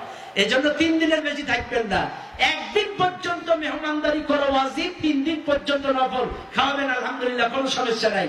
বাইরে আমার, তাইলে আসেন রাসূল কিভাবে মেহমানদারি করেছেন, আসেন আমরা সেগুলো। রাসূল শুধু মেহমানদারি মুসলমানদের করাইছেন তা না, রাসূলের বাড়ি কিন্তু কাফেররাও মেহমান হয়েছে। এই মেহমান রাসূলের বাড়ি হয়েছে কাফেররাও। আজকে আমরা হিন্দু, মুসলিম, খ্রিস্টান বিভিন্ন ধর্ম নিয়ে বিভিন্ন গুন্ডামি, মারামারি, সন্ত্রাসী, বিভিন্ন কায়দায় আজকে দাঙ্গা হাঙ্গামা, সাম্প্রদায়িক দাঙ্গামা। যদিও আজকে আমাদেরকে এখানে বলা হয়েছে প্রশাসনের পক্ষ থেকে যে খবরদার এগুলো বিষয় নিয়ে কথা বলে উত্তেজিত করবেন না। বিশ্বাস করেন আমরা কারোর বিপক্ষে বলছি না, শুধু বলছি বাংলাদেশের সীমারেখায় 18 কোটি মুসলমান, বাংলাদেশের শতকরা 90% মুসলমান, 10% অন্য ধর্মের মানুষ। বিশ্বাস করুন আমরা বাইরের দেশে যখন যাই আমরা স্বচক্ষে দেখি বাংলাদেশের মুসলমানদের কাছে হিন্দু, খ্রিস্টান, বৌদ্ধ ডিমের মধ্যে কুসুম যেমন নিরাপদ, চোখের মধ্যে মণি যেমন নিরাপদ, পুকুরের মধ্যে পানি যেমন পানির মধ্যে মাছ যেমন নিরাপদ, বাংলাদেশের মুসলমানের কাছে হিন্দু খ্রিস্টানরা তার চাইতে বেশি নিরাপদ। কথা বলেন ভাই। এই যে আমাদের এখানে হিন্দু পাড়া আছে এই পাশে, এই হিন্দুরা তো দেখলেই সালাম দেয়। সুবহানাল্লাহ। আমাদের তাপস দাদা, আরে আল্লাহ মাফ করুন, তাপস দাদা, খুব মনে পড়ে রে ভাই। তাপস দাদা দেখলেই সালাম দিত। তাপস দাদার হোটেলে অত্র এলাকার হাফিজিয়া মাদ্রাসা 2, 3টা 5টা পর্যন্ত ছেলে লজিং রাখত। হিন্দু মানুষ, আমাদের সাথে কি রিলেশন ছিল? যদি একবার টেলিফোনে কইতাম দাদা আর মাদ্রাসার একটা ছেলে লজিং হচ্ছে না, আপনি একটু খাওয়ান, দাদা এক বাক্যে হ্যাঁ হুজুর পাঠায় যান, 1 জন 2 জন কোনো সমস্যা নেই। কি সম্প্রীতি, কি মহাব্বত ছিল আমাদের কাজে। শোনেন, হিন্দু মুসলিম ভাই ভাই আমরা মিলেমিশে থাকি, এটা রাসূলের আদর্শ। কাফেররা রাসূলের বাড়ি মেহমান হইছে, প্রমাণ নেন। সুনান নাসাইর হাদিস, এক কাফের রাসূলের বাড়িতে আসছে দাওয়াত খাইতে রাতের বেলায়। রাসূল হাসি মুখে গ্রহণ করলেন। তৎকালীন সময়ে ওই জায়গা, বিশেষ করে মক্কা মদিনার প্রধান খাদ্য ছিল দুধ আর খুরমা খেজুর। প্রধান খাদ্য কি ছিল? দুধ আর খুরমা খেজুর প্রধান খাদ্য। তো রাসূলুল্লাহ সাল্লাল্লাহু আলাইহি সাল্লাম বললেন, সাহাবারা এদেরকে দুধ দহন করে খাওয়াও, আর এই মেহমানকে খেজুর খাওয়াও, দুধ খাওয়াও। এই মেহমানটার ঘরের মধ্যে বসায়া দুধ, একটা ছাগল থেকে দুধ দহন করে খাওয়ালেন, পেট ভরে নাই। আর একটা ছাগলের দুধ দহন করে আনাইছে, পেট ভরে নাই। আর একটা ছাগলের দুধ দহন করে খাওয়াইছে, পেট ভরে নাই। আর একটা ছাগলের দুধ দহন করে খাওয়াইছে, পেট ভরে নাই। একে একে 7টা ছাগলের দুধ খাওয়াইছে আর খেজুর খাইছে। এরপরে 7টা ছাগলের দুধ খাইয়ে ফেলছে। সারা রাত রাসূলের বাড়ি মেহমান ঘুমাইছে, লোকটা কাফির। সকালবেলায় লোকটা রাসূলের আতায়াত, মেহমানদারি, আপ্যায়ন দেখে সকালবেলায় লোকটা ইসলাম কবুল করছে। এবার রাসূল বললেন, একে আবার দুধ খাওয়াও। সাহাবারা মেশের থেকে দুধ দহন করলেন। একটা দুধ খাইয়েই ওর পেট ভরে গেছে, আর খাইতে পারে না। সুবহানাল্লাহ। রাসূল উপস্থিত সাহাবীদেরকে ডেকে কয়, দেখছো কাফেরে খায় 7 পেটে আর মুমিন খায় 1 পেটে। সুবহানাল্লাহ। কাফেরে খায় 7 পেটে, মুমিন খায় 1 পেটে। কারণ কাফের যখন খায় ও বিসমিল্লাহ কয় না, আল্লাহর নাম নেয় না, এজন্য বরকত হয় না, ওর সাথে শয়তানেও ভাগ বসায়। এই জন্য 7টা ছাগলের দুধ খাইয়ে ফেলছে। আর সকালবেলায় যখন মুমিন হয়ে গেছে, ইসলাম কবুল করছে, বিসমিল্লাহ বলে শুরু করছে, আল্লাহ বরকত দিছে, শয়তানও দূরে চলে গেছে, ওর সাথে ভাগ বসাইতে পারে না, অল্প দুধে ওর পেট ভরে গেছে। আল্লাহু আকবার বলেন। আপনারা বিসমিল্লাহ বলে খান তো? ইনশাআল্লাহ বিসমিল্লাহ বলবেন, লাস্টে কি বলবেন? আলহামদুলিল্লাহ। আলহামদুলিল্লাহ, প্রশংসা আদায় করবেন। বরকত বাড়ায় দিবেন কে? ও দুনিয়ার মানুষ, কথাই কথা বেড়ে যায়। কাফের রাসূলের বাড়ি দাওয়াত খাইলো। আবার বুখারীর হাদিস, রাসূলও কাফেরদের বাড়ি দাওয়াত খাইছে, নবীজিও কাফেরদের বাড়ি দাওয়াত খাইছে। রাসূলের উদ্দেশ্য ছিল তাদের সাথে সুসম্পর্ক বজায় রাখার। রাসূলের উদ্দেশ্য ছিল ইসলাম সম্পর্কে ওদের সুধারণা ওদের ভেতরে তৈরি করার, মুসলমানদের সাথে ভ্রাতৃত্ব ঠিক রাখার, ইসলাম সম্পর্কে সুধারণা পোষণ করার জন্য রাসূল তাদের বাড়ি দাওয়াত খাইছে। শুধু দাওয়াত খায় নাই, কাফেররা রাসূলকে দাওয়াত দিয়ে অপমান করার জন্য পচা জবেতে আর পচা আটার রুটি দিয়া। সাহাবারা বলে আল্লাহর নবী যখন খাইতে গেছে পচা আটার রুটি আর পচা তেল, এত গন্ধ মুখে আনা যায় না। তারপরেও রাসূল কাফেরদের বাড়ি মুখ বুঝে পচা তেল পচা রুটি দিয়া মেহমান খাইলেন। তিনি খাইয়ে আসলেন, একটা শব্দ করেন নাই। অথচ আজকের বাংলাদেশে এমনও মেহমান আছে, গরুর গোশের জায়গায় যদি একটু পোল্ট্রি দেয়, আরে ভাই যার যেমন আর্থিক অবস্থা ভালো সে তো সেই রকম মেহমানদারি করবে। আর আছে পোল্ট্রির টাকা, আয় গরুর গোশ কেমনে খাওয়াইতাম। অনেক মেহমান কিন্তু মাইন্ড করে, অনেক জামাইও রাগ করে যে আয় গেলাম এতদিন ধরে দিল পোল্ট্রির গোশ। অথচ রাসূল পচা আটার রুটি আর পচা তেল দিয়ে কাফেরদের বাড়ি থেকে খাইছে, কোনো সমস্যা নাই। কি সুসম্পর্ক ছিল কাফেরদের সাথে। শোনেন, এখানে এতগুলো মিডিয়া সব কথা সব জায়গায় বলতে নাই, তারপরেও বলে ফেলতেছি ভাই, রাসূলুল্লাহ কাফেরদের সাথে এত সুসম্পর্ক ছিল, অনেক সময় প্রয়োজনের তাগিদে রাসূল কাফেরদের কাছ থেকে টাকা হাওলাত নিছে। সহিহ হাদিস। আমি কিন্তু এক পক্ষ কথা বলছি না, আমি বোঝানোর জন্য বলছি। রাসূলুল্লাহ সাল্লাল্লাহু আলাইহি ওয়াসাল্লাম কাফেরদের কাছ থেকে হাওলাত নিল কেন? প্রশ্ন যদি করেন, হ্যাঁ রাসূল কাফেরদের কাছ থেকে হাওলাত নেওয়ার কারণ মুসলমানদের কাছ থেকে টাকা হাওলাত নিলে নবী বলে রাসূল বলে কেউ টাকাটা তাগেদা করতো না, হালকাতার কাট দিত না। কিন্তু কাফেরদের কাছ থেকে টাকা নিলে ওরা খালি তাগেদা, টাকা দাও টাকা দাও টাকা দাও টাকা দাও, সমান তাগেদা করতো। এজন্য রাসূলের উদ্দেশ্য ছিল ওদের কাছ থেকে নিলে ওরা ঠিক মতো তাগেদা করবে, যথাসময়ে আমি ঋণ মুক্ত হয়ে যাব, আমার ঋণ থাকবো না। এজন্য রাসূল ওদের কাছ থেকে মাঝে মাঝে নিছেন, যথাসময়ে ঋণ মুক্ত হবেন। কারণ অনেক মুসলিম ছিল, রাসূল তাদের কাছ থেকে টাকা নিলে ওরা চাইতো না, রাসূলেরও মনে থাকতো না। এই জন্য রাসূল তাদের কাছ থেকে মাঝে মাঝে নিছেন। কেন? ওরা ঘন ঘন তাগেদা করে। কারণ হিন্দুরা একটু হিসাবই হয় বেশি। আজও পর্যন্ত ভারতে যাবেন, বাটি মেপে দরকার দেবে, তাই বলে ভারতের আত্মীয় স্বজন নেই তো কেউ, তাইলে তো আর ভারতের বাদ মারা। ওরা খুব হিসাবি, কেন ওই কালচার সংস্কৃতির সাথে মিশে মিশে একেবারে স্টিলের বাটি দিয়ে।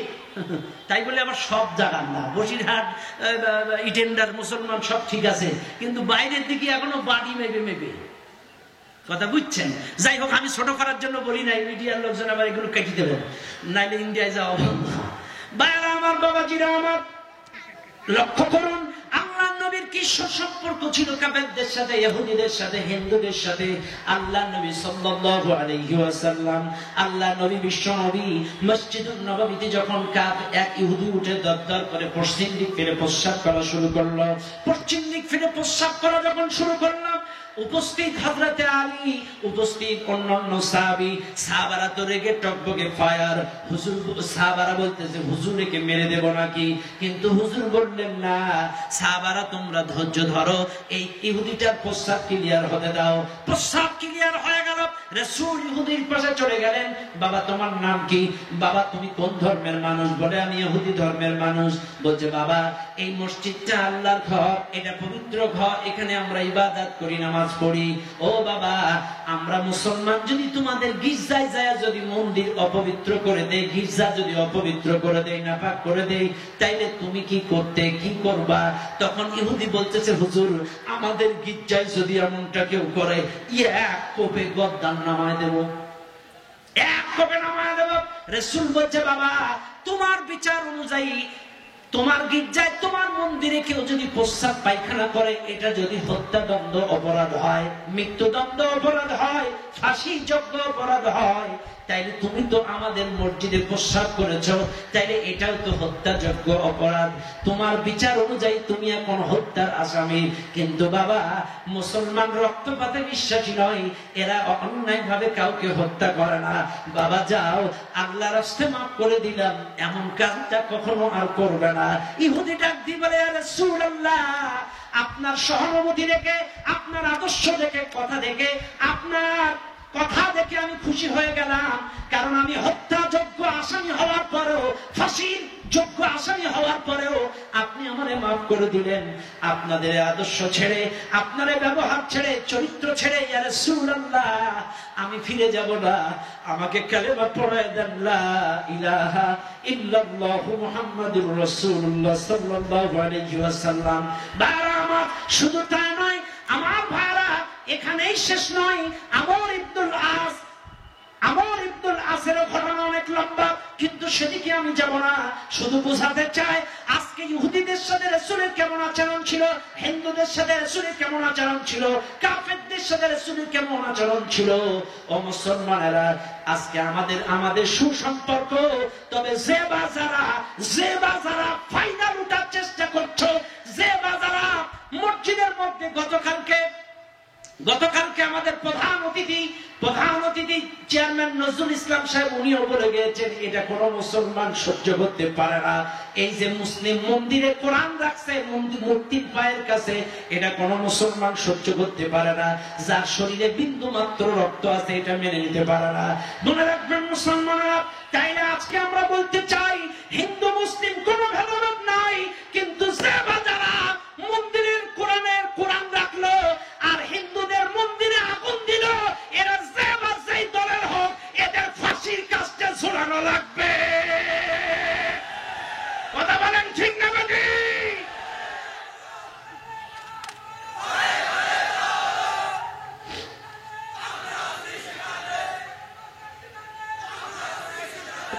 বসেন। কারণ হিন্দু মুসলিম কোন গন্ডগোল বাংলাদেশে নাই, সাম্প্রদায়িক কোন ঝগড়া আমার দেশে নাই, কিন্তু কোন এক পক্ষ আমাদের মধ্যে ঝগড়া বাঁধায় ফায়দা লুটার চেষ্টা করছে। কথা বলেন ঠিক না বেটে? এদেরকে দৃষ্টান্তমূলক শাস্তি দেন, ফাঁসির কাস্টে ঝোলান। আগামীতে মুসলমানদের পবিত্র কোরআন, আল্লাহর কোরআন কোন মন্দিরে বা অবমাননা করে এমন স্বপ্নও যেন কোন নাস্তিক দেখতে না পায়। যে ধর্মের হোক, স্বপ্নও যেন কোনদিন না দেখে। কথা বলেন ঠিক না বেটি? আজকে হিন্দুদের মন্দিরে আগুন দিছে, এটা আমরা সহ্য করব না, কারণ এটা কোন মুসলমান মায়ের সন্তান দিতে পারে না, ও মুসলমান হতে পারে না। কারণ রাসূল ইহুদিদের সাথে কি ব্যবহার করলো, রাসূল কাফেরদের বাড়ি দাওয়াত খাইলো, আর আজকের মুসলমান মন্দিরে আগুন দেবে, এটা বিশ্বাস করা যায় না। কথা বল না কেন? কাজী যে বা যারাই এই সাম্প্রদায়িক দাঙ্গা হাঙ্গামা বাঁধানোর চেষ্টা করছে, এদের জাতির সামনে